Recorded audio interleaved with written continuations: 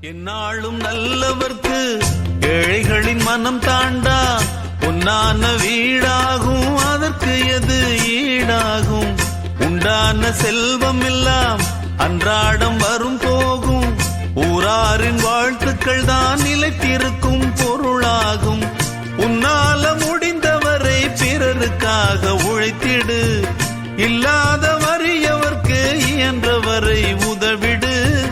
கண்ணீரை கண்டவுடன் கைவிரலால் துடைத்திடு உன் பேரை சரித்திரத்தில் மனிதன் என்று பொறித்திடு இன்னொருவன் வாழ ஒரு ஏணியைப் போல் மாறு உள்ளம் உள்ள உன்னை இங்கு வெல்லுறவன் யாரு